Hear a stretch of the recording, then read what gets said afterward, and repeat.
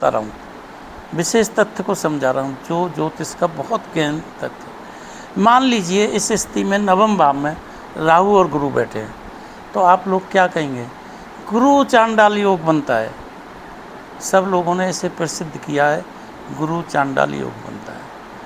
परंतु सवाल पैदा होता है, गुरु चांडाल योग है क्या? इसका रिजल्ट क्या निकलेगा? ये करेगा क्या?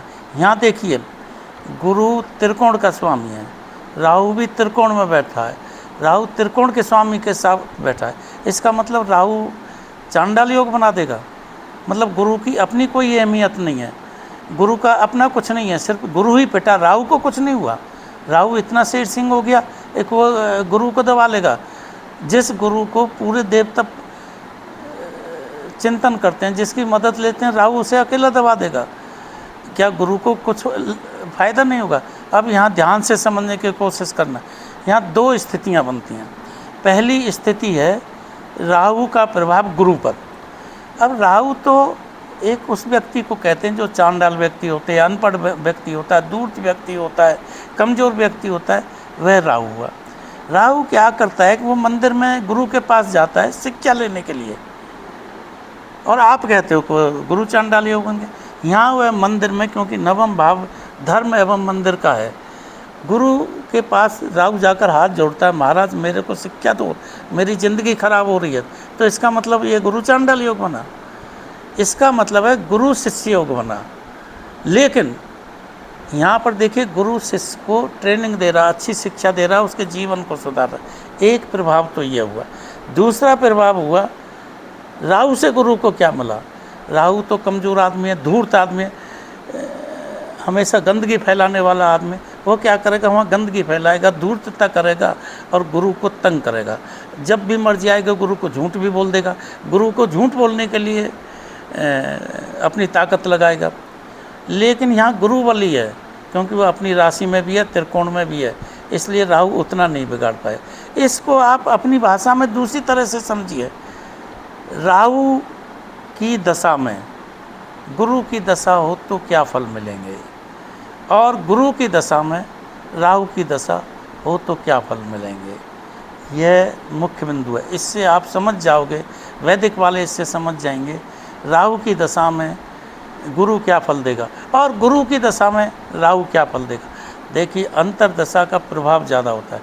जब गुरु की दशा में अंतरदशा राहु की आ गई तो राहु अपनी चलाने की कोशिश करेगा, राहु को द्वारा गुरु के कम फल मिलेंगे। लेकिन राहु की दशा में गुरु की अंतरदशा हो तो शुभ फल ज़्यादा मिलेंगे, क्योंकि अंतरदशा गुरु की है और राहु को गुरु का कहना मानना पड़ेगा। इस तथ्य को आप देखो, कई बार इसमें बदलाव भी मिलता है, कई बार उल्टा भी मिलता है। वो क्यों मिलता है उसका कारण भी बताता हूँ। कई बार राहु की दशा में गुरु फल नहीं दे पाता, और कई बार गुरु की दशा में, क्योंकि यहाँ अंतर आता है डिग्रियों का। मान लीजिए राहु की डिग्री गुरु से ज़्यादा है, इसका मतलब सांप अपने मुँह से गुरु को काटने आ रहा है। यहाँ पर गुरु भयभीत होगा और गुरु कम फल दे पाएगा। दूसरी स्थिति है, गुरु सांप के मुँह में घुस गया और अपनी दूसरी राशि में जाने वाला है। इसका मतलब है एक राहु को गुरु ने नियंत्रित कर लिया है।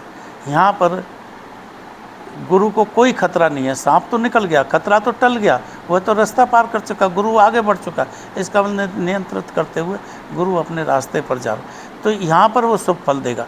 इसके लिए या तो मेरे अगले लेसन्स का इंतज़ार करें, या आप स्वयं कुछ लोगों की कुंडली लेकर देखें जहाँ गुरु और राहु एक साथ हों, किस प्रकार के रिजल्ट उनकी दशाओं में मिले।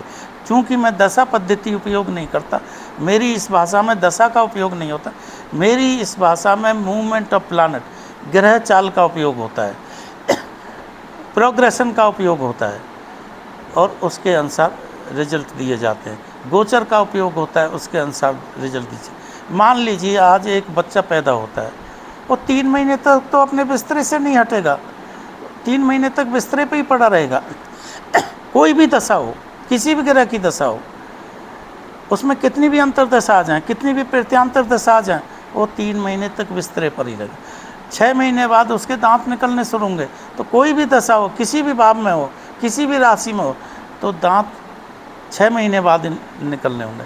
इसका मतलब हम यहाँ दशा देखें या मूवमेंट ऑफ प्लानट ग्रह चाल को देखें या प्रोग्रेशन को देखें या गोचर को देखें, ऐसी स्थिति में हमें गोचर देखना होगा, अर्थात मूवमेंट ऑफ प्लानट देखना पड़ेगा। अभी आज बच्चा है, हॉस्पिटल से लेके आए, तीसरे दिन बीमार पड़ गया, आप किस प्रकार से देखोगे? इस तथ्य को आप मुझे लिखें, इस पर कमेंट्स करें, मैं नेक्स्ट क्लास में समझाऊंगा।